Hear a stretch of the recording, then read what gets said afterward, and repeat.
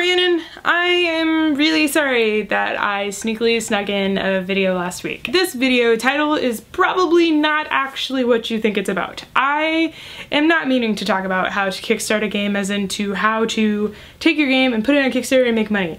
I don't know how to do that. There are tons of other videos out there on how to do that. No, this video today is how to be a Kickstarter backer. Basically how to kickstart a game, as in how to give money to a game and get a game that you like and is awesome and you totally don't get screwed on. Because let's be honest, it does happen. Traditionally and generally, most people using Kickstarter are using Kickstarter because they actually want to make the thing that they're doing. They're not doing it for a quick buck, they're doing it because they actually believe in the project that they're trying to create and they need your help or my help or just the world's help. Most of the tips that I'm going to give today in this video aren't about how to avoid shady projects. They're more about how to find tabletop games on Kickstarter to back that you probably maybe won't regret later. This isn't to say that I'm an expert on Kickstarter or backing Kickstarter games or anything like that. I've definitely gotten my fair share of games that I wish I hadn't spent money on.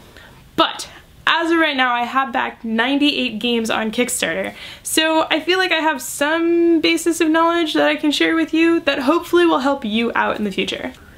Okay, make that 99 games.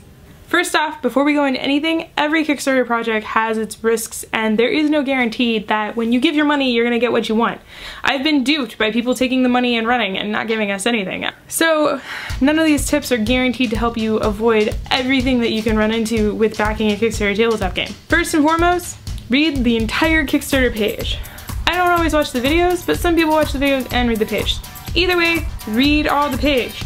Read the risks and challenges, read what they're going to ask for stretch goals, read what they're delivering, read if they've like done any previous work, just read everything on their Kickstarter. This is them putting themselves out there for you to try and figure out if you want their game. They're gonna put as much information on there as they feel is needed to get you to get their game. If what you're looking to back is a tabletop game, there is a very strong promise/guarantee that that game will be listed on the Board Game Geek Kickstarter game list. This is a game list that's run and maintained by some community members that just has a list of every game that's on Kickstarter, and it says like what it's currently funding for and what's its goal and like how many backers it has and if it's gonna fund, like what's the kick tracks for it. You also have a lot of comments from people like making comments about the game and whether or not they backed it or why they aren't backing it or stuff like that. Generally, if I've read the Kickstarter page, looked at the Board Game Geek list, and I've decided that, okay, maybe I'd like this game. I look for a print and play or a rules at least of the game. I like to generally read the rules of games I'm gonna back. If I have trouble understanding the rules or I think that it might play weird, it makes me a lot more hesitant to back the game. At the same point, if a game has a print and play file, one that shows a lot of trust and confidence on the game designer that his game is worth it to put out there and play. So that's kind of a good sign. It's free for me to print the game out, see if I like it, and then I spend that money.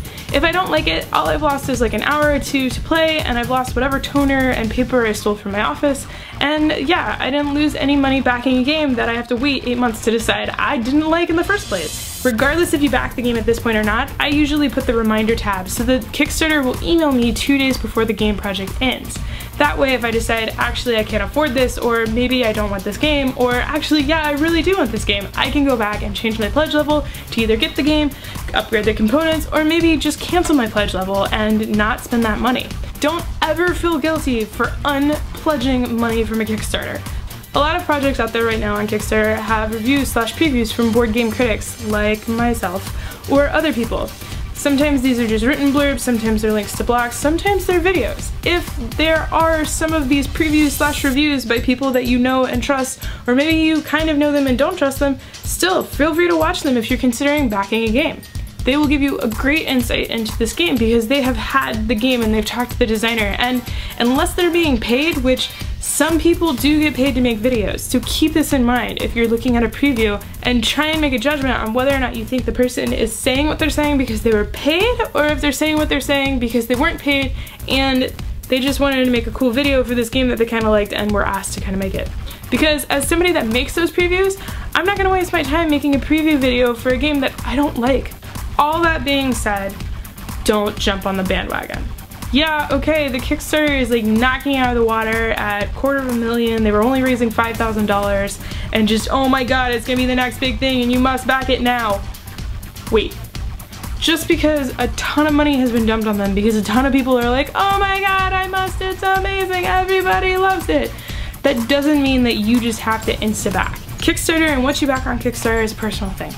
So that's kind of what I do, and that's what I run through and think whenever I look at backing a Kickstarter game. That doesn't mean it's gonna be the best procedure for you, but it works for me. I don't know where this accent come from. I think it's because I watched Ratatouille too many times this week. So yeah, if I missed something really important on how to back a Kickstarter, or like a tip that you might have, feel free to leave it down below in the comments.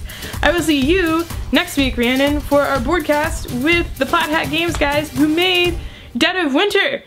Woo. Sadly, we can't play Dead of Winter because we can't figure out how to play that online with only one copy of the game, so yeah.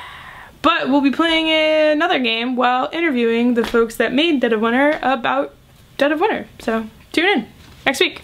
Information down below.